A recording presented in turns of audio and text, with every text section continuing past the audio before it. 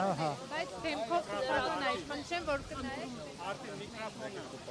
Որ մեկին։ Նայեք իրենք կփիքսեն։ Չասեն կողմնապահություն եմ անում։ Ուղիղ գնա։ Մեկին նայում եմ, մյուսին չեմ նայում։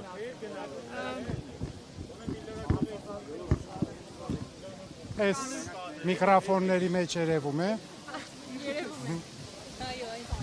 Սրբազան հայր, ինչպես եք գնահատում նախ հարուցված քրեական վարույթը եւ դատական նիստերի դահլիճում ինչ տեղ ունեցավ ձեր կարծիքով դատավորը ինչու ինքնաբացարկայինեց։ Նախ հարուցված այսպես կոչված քրեական գործի մասին։ Կարծում եմ, որ ինչ որ շատ նորություններ ձեզ չեմ ասելու, հստակ հայտնի է, որ սա արդեն բավական ժամանակ սկսված հայ առաքելական եկեղեցու դեմ արշավի մի օղակ է, որը որ հատկապես ճիշտ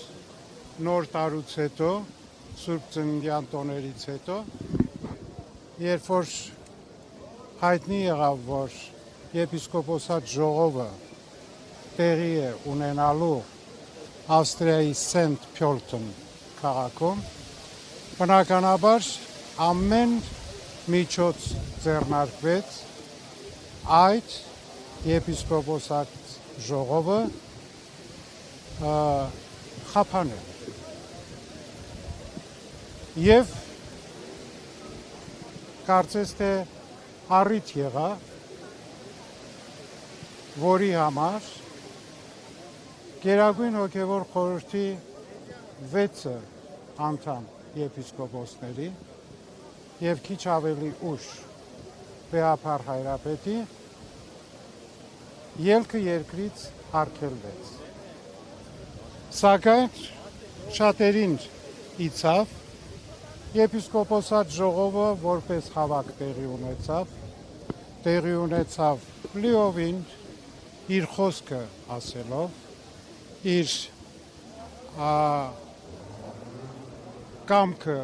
արտահայտելով եւ լավ հիշում եք այդ եպիսկոպոսած Սենթ Փյոլտենի հավաքի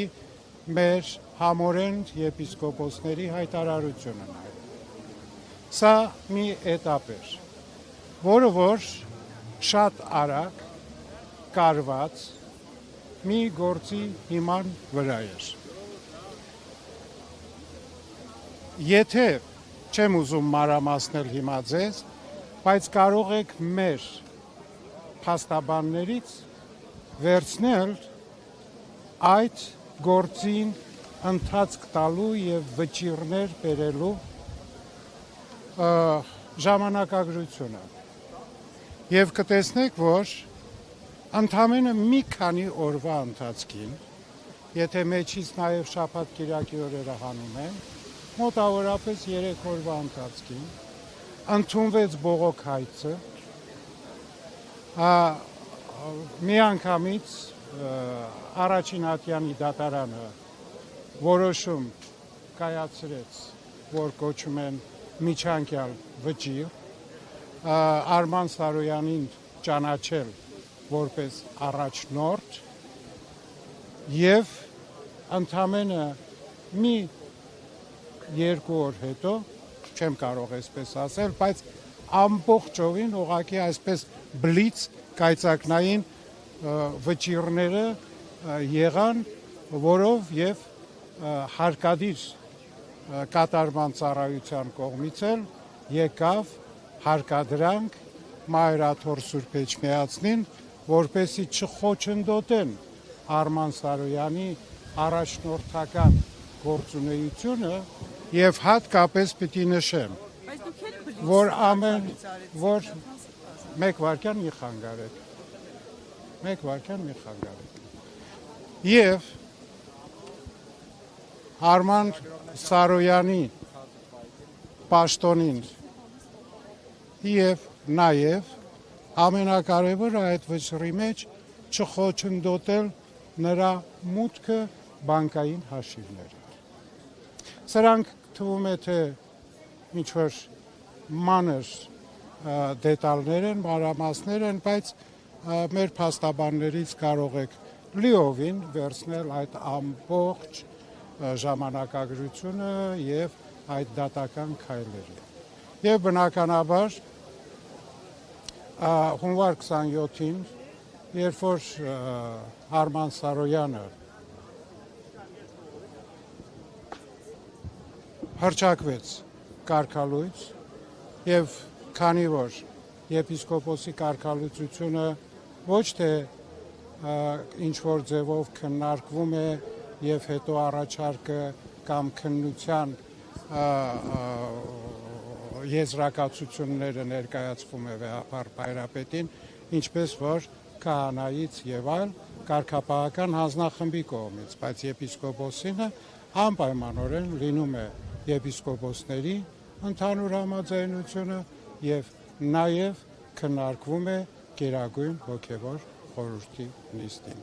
Գերագույն հոգևոր խորհրդի նիստին այդ հարցը քննարկվեց եւ կարծում եմ, որ յուրաքանչյուր անդամ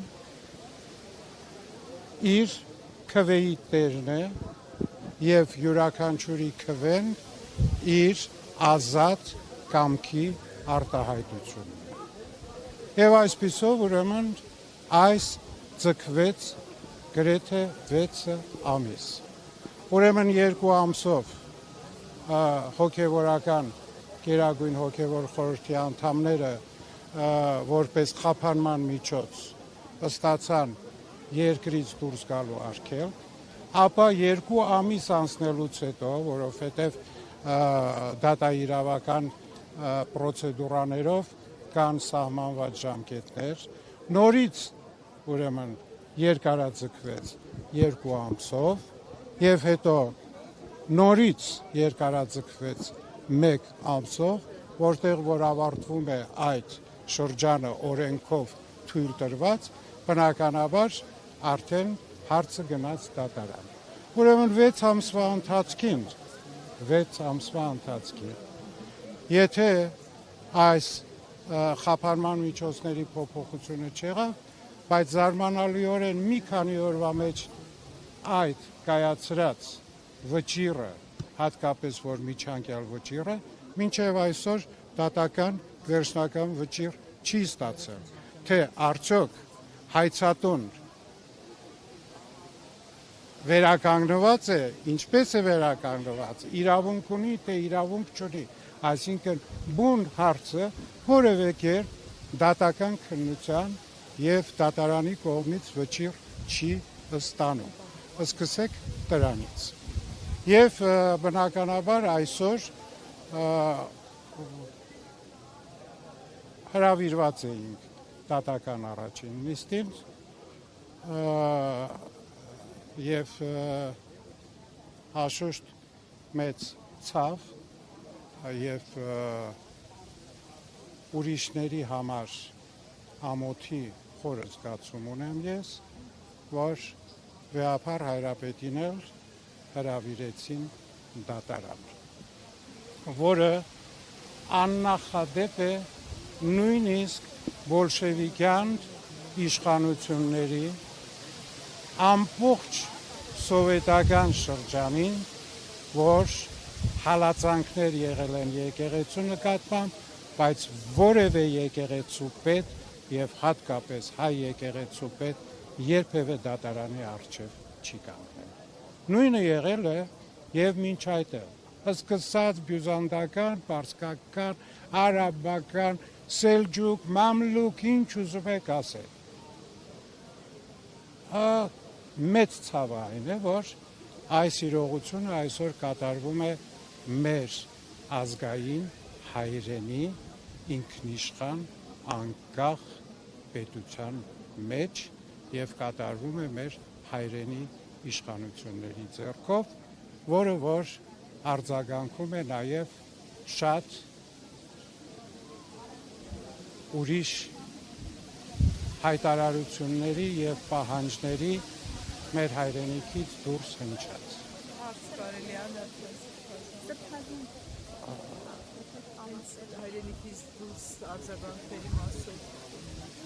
Հայրենիքից դուրս արձագանքները մենք շատ լավ գիտենք, թե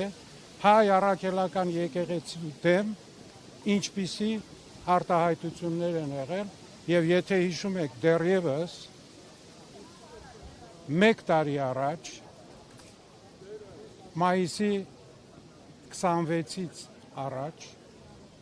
մայիսի 26-ը եթե ուզում եք հիշեցնեմ, դա այն օրն էր, որտեղ որ Վեհափառը Շվեյցարիայում եկեղեցիների համաշխարհային խորհրդի եւ Վեհափառ հայրապետի նախաձեռնությամբ մայիս 26-ը դա էր, բայց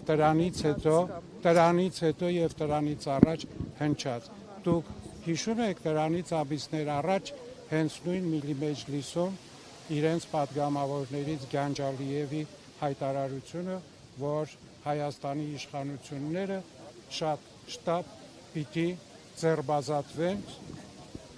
հայ առաքելական եկեղեցուց եւ Սփյուռքի ազդեցությունից։ Այո, հիշում եք Նաթան Սրբազանես ամեն ինչի մասին 1 տարուց ավելի է խոսվել է, ուրիշ հարց ունեմ, եթե կարելի է։ Չէ, ես հարցին եմ պատասխանում։ Բոլորովին դեռ հարց չեմ հասցրել։ Չէ, դե ասի որ Չէ, թողեք ասեմ, չեմ հասցնում։ Երկու օր է Վեհափառ աջակցության տարբեր խոսքեր ստանում դրսից եւ Անտիլիասից եւ Երուսաղեմից հնչել են տեքստեր դատապարտող, իսկ Պոլսից ոչ, ինչպես եք գնահատում Մաշալյան պատվիարքի։ Հուսով եմ, որ դեռևս նամակը տեղ չի հասել։ Ասում են նա է հավակնորդը կաթողիկոսի Սրբազան, նման տեղեկություններ լսել եք։ Ես չգիտեմ ինչի վրա են հավակնում, երբ կաթողիկոսը Փառք Աստուծո ողջ առողջ է եւ Աստված նրան երկար կյանք տա։ Այսինքն դուք տեղեկություն ունեք, որ նամակ է գրել, որը տեղ չի ասել։ Դե երևի փոստը լավ չի աշխատում։ Բայց ԿՊ-ի նախընտրական ծրագրում կաթողիկոսին հեռացնելու Եկեք կարճ հարցեր եւ հերթով, որ ես հասցնեմ կարճ պատասխան տալ։ Տեսեք նորից հիմա։ Եկեղեցու նկատմամբ կատարվողի առնչությամբ թույլտվեք որպես ֆոտի ներկայացուցիչ իմ ցավը եւ ամոթի զգացումներով կիսվել ձեզ հետ։ Ես ցավ եւ ամոթ եմ զգում, երբ որ իմ եկեղեցու որևէ սպասավորի վերաբերյալ տարատեսակ լուրեր են տպրդում հանրություն եւ մամուլ, մասնավորապես կուսակրոնության ուխտի խախտման հետ կապված, մասնավորապես եկեղեցու ֆինանսական թափանցիկության հետ կապված։ Խնդրում եմ մի վերջո պարզաբանել, եկեղեցի են ներթափանցել արդյոք աշխարհիկ բարքեր, այ մենք շատ խոսում ենք եկեղեցի եւ պետություն անջատ լինելու մասին, բայց կարծեք թե աշխարհիկ բարքերը թափանցել են Ինչ է նշանակում աշխարհիկ բարքեր։ Աշխարհիկ բարքեր այն, որ կուսակրոնության ուխտ տված հոգևորականին մեղադրում են կամ մեղադրվում է տված ուխտը խախտելու։ Դե գիտեք ինչ, այսօր մեր մամուլում ում մասին ինչ ասեք կարող եք լսել։ Եվ այդ մեղադրում են, թե ինչ են անում, եւ ի վերջո աշխարհում կա մի շատ կարևոր բան՝ անմեղության կանխավարկած։ Խոսելը հեշտ է։ Եվ այսօր շատ լավ գիտեք, յուրաքանչյուրի իր գրպանում մի մեդիա ամբողջական բան ունի։ Վերցնում է իր հեռախոսը, վերցնում է իր, չգիտեմ, ինչ որ մի գործիքը եւ սկսում է իր կարծիքները խոսել։ Դրա մասին ես ձեզ կաթողիկոսի դուստր ունենալու մասին տարիներ առաջ մամուլը գրեց, բայց մենք չտեսանք համոզիչ հերքում։ Ինչ պիտի տեսնենք։ Անլուրջ բաներին լուրջ չեն պատասխանում։ Անցանք առաջ։ Դատարանից դուք ինչ կներեք, դատարանից ինչ սպասելիքներ ունեք։ Այսօր ինքնաբացարկ հայտնելուց հետո հնարավոր է հասկանան այս գործի հիմքերի բացակայությունը եւ առհասարակը գործը Սիրելիս հարց եք տալիս, որը որ միայն հնարավոր պատասխան տվողը կարող է պատասխանել։ Սրբազան ասում եք կաթողիկոսը Մայրաթորի հաշիվները օգտագործել։ Համեցեք։ Շարունակում է Մայրաթորի հաշիվներից օգտվել Արման Սարոյանը։ Այո։ եւ հոգեվոր գործունեություն իրականացնել։ Հավանաբար հարցը հենց սա է։ Հարցը նրանում է, որ եկեղեցու ներքին կանոնական ինքնավարության եւ ոչ թե հայ եկեղեցու, այլ ընդհանրապես միջազգային կոնվենցիաներով բոլոր կրոնական կազմակերպություններին տրվում է ներքին կանոնական ինքնավարություն, որևէ մեկը չի կարող միջամտել, ձեռնադրել մեկին, չձեռնադրել, կարգալույծ անել, թե չանել, որևէ առաջնորդական պաշտոնի նշանակել, թե չնշանակել։ Այսօր անընդհատ խոսում են նրանք մեր եկեղեցու կանոնադրության 68-րդ կետը, որի տեղ խոսվում է առաջնորդի իրավունքների մասին, բայց չեն հիշում, որ այդ նույն կանոնադրության մեջ շատ ավելի առաջ ամենայն հայոց կաթողիկոսի մասին հատվածում շատ հստակ գրված է, որ ամենայն հայոց կաթողիկոսի իրավունքն է նշանակելու առաջնորդ, փոխելու այդ առաջնորդին։ Եվ ձեզ ասեմ, նույն այդ առաջնորդին ոչ թե հանել են, գցել են դուրս, այլ շատ ու շատ դեպքեր են եղել։ Մի վարքյան վերջացնեմ նոր։ Ես չէ, որովհետև խոսում եմ, դուք կողքից խոսում եք։ Հաճեպազրույցը չնշանակում, որ անընդհատ պետք է խանգարեք։ Ես չեմ ժամանակ դրել, որ կթողնեմ կգնամ, ձեզ է կհասնեմ։ Հարցը նրանում է, որ սա եկեղեցու ներքին եւ ընդհանրապես կրոնական կազմակերպությունների է կամ ինչ է ամբողջ աշխարհով այդ կանոնական հարցերին որևէ մեկը չի կարող խառնել։ Այ հիմա ասա։ Կներեք Սրբազան, թեմերում չպետք է լինեն խորհուրդներ, որոնց քննարկումների արդյունքում պետք է նշանակվեն Հայաստանի թեմերում եւ շատ այլ թեմերում, որտեղ որ կանոնադրություններով եւ հին մեր ավանդական կանոններով առաջնորդը նշանակվում է ամենայն հայոց կաթողիկոսի կողմից։ Թեմերը ստեղծվում են ամենայն հայոց կաթողիկոսի կողմից եւ ոչ թե ընտրություններով թեմական պատգամավորական ժողովներ։ Դրսում ինչու է այդպես։ Դրսում 20-րդ դարում որոշ այսպես կոչված դեմոկրատիկ երկրներում եւ հատկապես երբ որ մայրաթոռը սովետական միության մեջ էր եւ շատ սահմանափակ էր ավելի գործունեությունը, այդ ժամանակ որոշ թեմերում այդ բաները ուրեմն փոխվեցին որպես ընտրություններով, բայց ի վերջո մենք ունենք կանոնադրություն Հայաստանի Հանրապետության կողմից գրանցված, որտեղ շատ հստակ գրված է, որ կաթողիկոսն է նշանակում, փոխում, դնում, Հիմա որտեղ ինչպես է դա կապ չունի։ Դուք ասում եք կաթողիկոսը ծառայություն տևում է, բայց տեղյակ եք, որ ԿՊ-ի նախնական ծրագրում կաթողիկոսին հեռացնելու հարցն է դրված։ Չէ, կարող է տեղյակ չլինեմ։ Ես Հայաստանում եմ ապրում, հետևում եմ եւ համարում եք։ Ինչն է հնարավոր համարում։ Գիտեք, հիմա ԿՊ-ի ժողովուրդ ներողություն եմ խնդրում, երկու քայլ առաջ կգաք ու պատասխանեք, բացվեք էլի լրագրողները։ Լավ է։ Հա։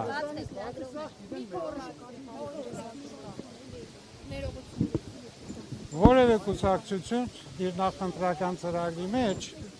շատ ու շատ հարցեր է դնում։ Մի հատ գնացեք այդ ԿՊ-ին հարցրեք, այդ ձեր նախընտրական խոստումներից ինչն է արվել անցյալների, այսօրվա, ինչն է արվելու։ Եվ ամենադատապարտելին այն է, որ նույն այսօրվա իշխանությունները, որը բնականաբար ԿՊ-ի իշխանություններն են, հայ եկեղեցին մեղադրում են քաղաքականության մեջ ընդգրկված լինելու, բայց երբևէ չեն մտածում, որ իրենց նախընտրական քաղաքական պլատֆորմի մեջ եկեղեցու հարցը դնելը իրենք են եկեղեցուն ներքաշում քաղաքականության մեջ։ Որևէ քաղաքական կուսակցություն իրավունք չունի եկեղեցու ներքին հարցերին միջամտելու, միջամուխ լինելու։ Եթե քաղաքական իշխանին հակադարձում են, թե դուք էլ խախտել եք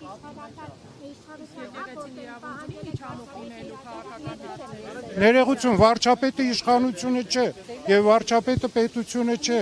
Հայաստանյաց եկեղեցին, Հայաստանի եկեղեցին չէ։ Հայաստանյաց առաքելական Սուրբ եկեղեցին պատմականորեն 1700-ամյակներ աշխարհասփյուր եկեղեցի է։ Մի հատ հլո տեսեք,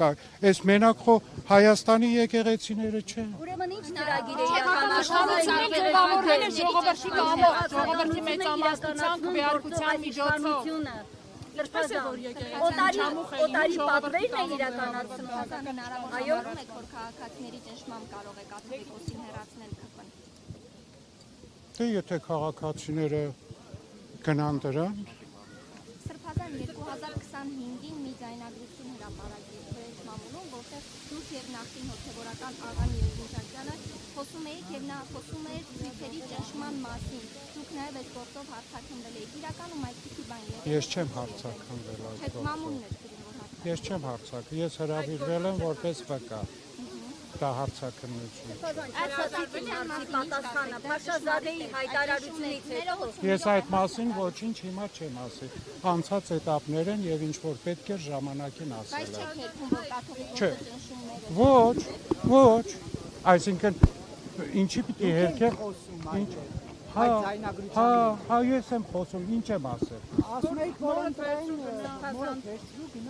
Ես նման բան եմ ասել։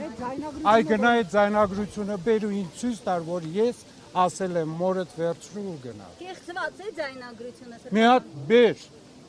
բեր, լսեմ, որ ես ասել եմ մորդ վերցրու ու Դուք գնա։ ինչ եք ասել, Սրբազան։ Դուք ինչ եք ասել Որորել է այդտեղ։ որ նորը վերցնի եւ գնա հավաքի։ Հիմա ամեն մեկը ամեն ինչ կարող ասի։ Դա Ամեն ասացին ես պետք է ապացույց չէ այն բանի, որ եկեղեցին Ոչ, կաթողիկոսի ոչ, մակարդակով ներքաշված է ոչ քաղաքական սիրելիս, գործընթացներով։ ամեն մեկի ասած է, այսօր նորից եմ ասում, ով ինչ խելքից բրդում է եւ ում ինչ դրդումներ են անում, նա էլ խոսում է մամուլով։ Ասում եք որ եկեղեցին ժողովրդինն է, Այո, ժողովրդին։ այո ժողովրդինն է, բայց այդ ժողովրդի կամոք արդյոք չի ձևավորվել այն իշխանությունը։ Ինչ իշխան։ Թողեք ես հարցը ձևակերպեմ։ Մի րոպե, սիրելես։ Միջամուխ եղեք։ Թողեք իմ հարցը ձևակերպեմ։ Շարունակեմ ձեր թույլտվությամբ։ Շարունակի։ Եվ երբ որ Բագրատ arczepiskopos Գալստանյանը Սրբազան շարժում է նախաձեռնում եւ երբ նրան հարցնում են, ասում են արդյոք կաթողիկոսը տեղյակ է այդ մասին, ինքն ասում է առանց նրա գիտության եւ օրհնության ես չէի կարող այս շարժումը ղեկավարել, առաջնորդել։ Սա արդյոք եւս մեկ փաստարկ չէ այն, որ եկեղեցին ամենաբարձր մակարդակով դուրս է եկել ժողովրդի կողմից ձևավորված քաղաքական իշխանության դեմ։ Ոչ։ Հենց այդպես։ Ինչպես կհիմնավորեք։ Ոնց որ դուք չեք հիմնավորում, ես էլ չեմ հիմնավորում։ Անցանք ուրիշ։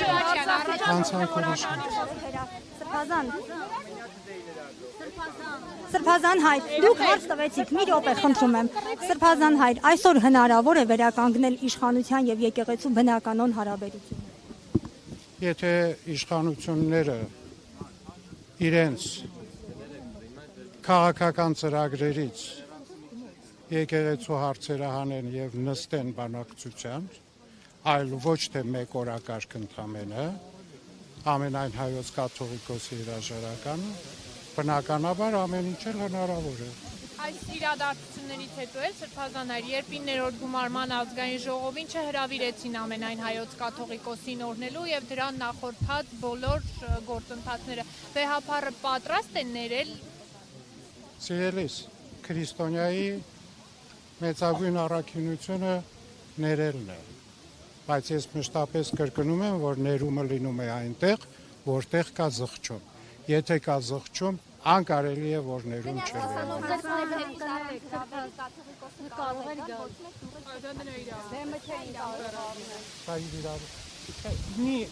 Եթե ուզում եք, ձեր գաղափարը համարեք, որ ճիշտ է, հա, այդպես դուք ասեք։ Ինչպես հրավերը պարտադիր է դրան։ Բնական, չէ, հրավերը, սիրելիս, մեկին եթե չեն հրավիրում, չգիտեմ, դուք դպրոցում ռուս գրականություն անցել եք։ Դպրոցում ոչ համալսարանում։ Համալսարանում։ Այսպիսի մի բան կա։ Միզվանը ոչ խոժիտատար է։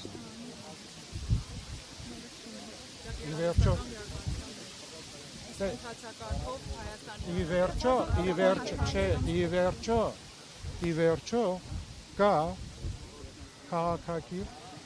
բաներ, որոնք պահվել են։ Ինչպես վեր եկնում գնում են։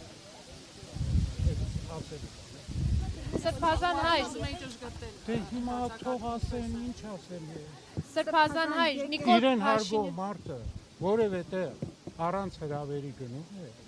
Բայց օրենք ասում է կաթողիկոսը իրավունք ունի ելույթ։ Հա իրավունք ունի, բայց հրավիրում է։ Չէ, ախր սիրելիներս, մենք եք խոսում, ոնց որ կաթողիկոսը ձեր թաղի տղերքից մեկն է ու իր գործը չի արել։ Սրբազան հայր Նիկոլ Փաշինյանի այսպես կոչված եկեղեցու բարենորոգման ծրագրով եւ իր կողմը անցած եպիսկոպոսներից այս ընթացքում որևէ մեկը վեհափարի հետ հանդիպման եկել է, օրինակ մասնավորապես Արցախի թեմի առաջնորդ Վրթանես Սրբազանը։ Ոչ մեկն էլ հանդիպման չի եկել եւ մենք այն եպիսկոպոսները, արքեպիսկոպոսները, ովքեր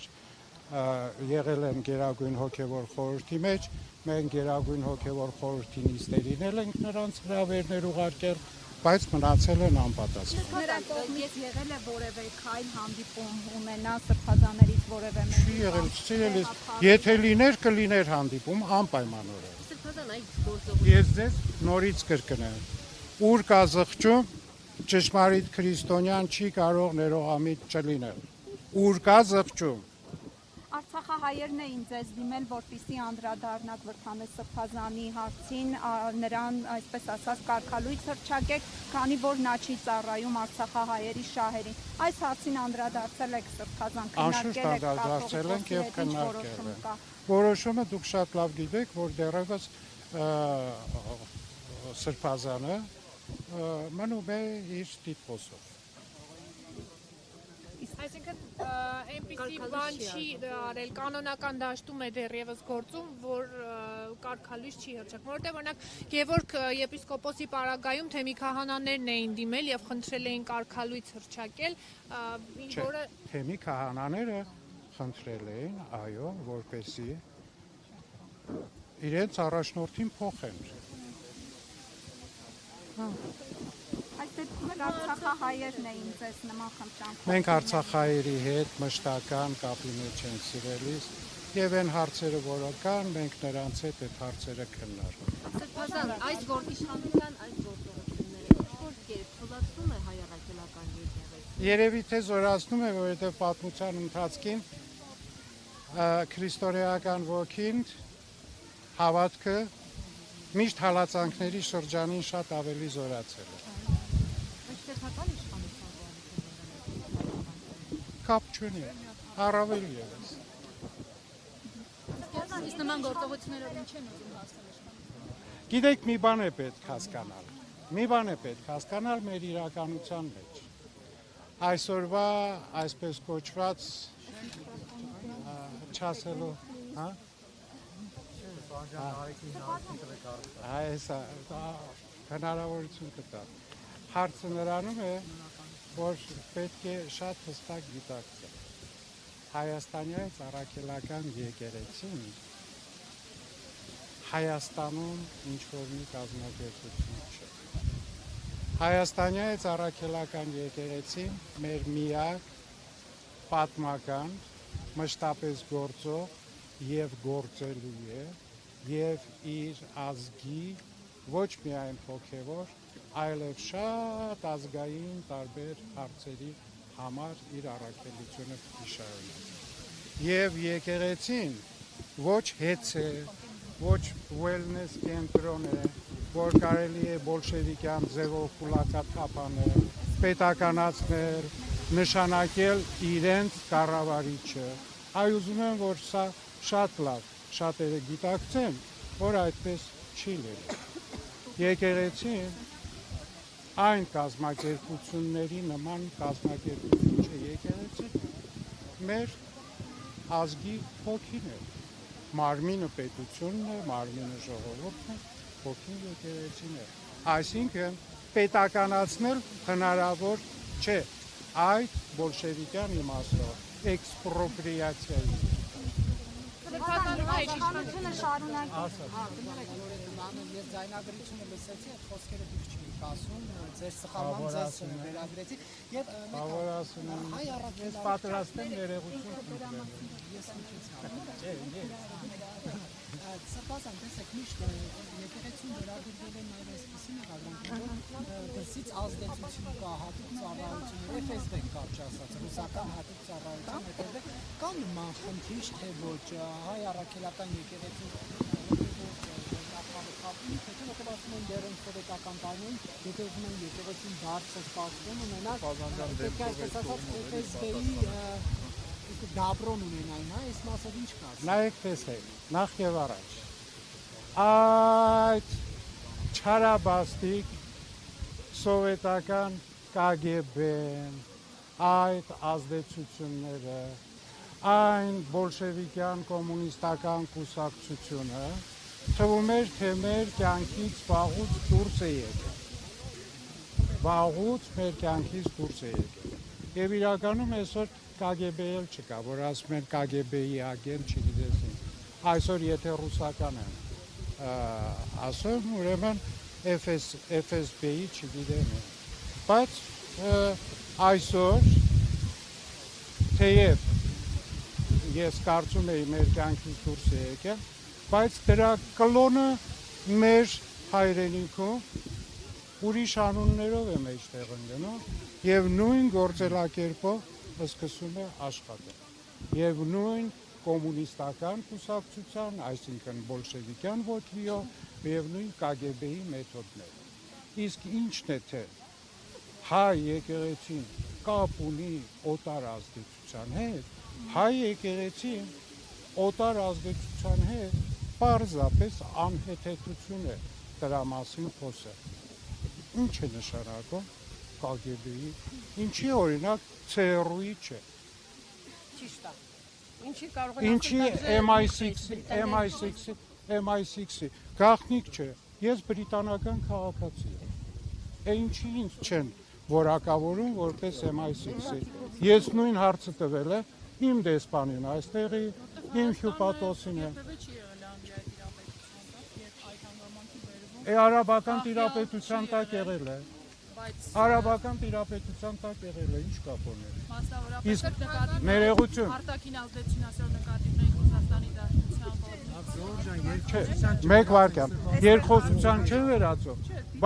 բայց ձեր նույն տրամադրությամբ, եթե Հայաստանը եղել է Ռուսաստանի տիրապետության տակ, ուրեմն այսօր գործող իշխանություններն էլ դրա մնացողներն են։ Ձեր տրամաբանությամբ, ոչ թե իմ։ իշխանության կողմից Վերջ, շատ եղավ հոգնած է։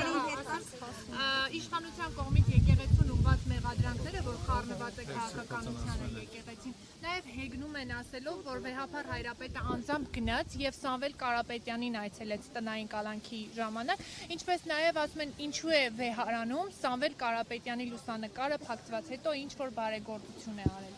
Ոստե։ Վեհարանը եկեղեցի չէ նախ, եթե սկսենք դրանից։ Եվ երկրորդը վեհարանի ամբողջ նորոգությունները կցակառույցներով, ամեն ինչով սկսած կահավորումով բարեգործությամբ է արված Սամվել Կարապետյանի։ Մենք ամեն տեղ մեր բարերարների նկարներ ունենք դրած։ Գնացեք Գարեգին առաջին կենտրոն, գնացեք Վաչե Թամար Մանուկյան մատենադարան, այնտեղի բարերարների նկարներն են դրած։ Այստեղ էլ այդ բարերարի նկարներ դրված։ Ինչ կա դրանում։ Մենք խո իկոնա չենք սարքել դրել եկեղեցում։ Այդ տգիտությունն է եւ այդ ընդամենը մի ցալքանի ուղեղի աշխատանք է։ ուրիշ բան չեմ կարող ասել։ Շնորհակալություն։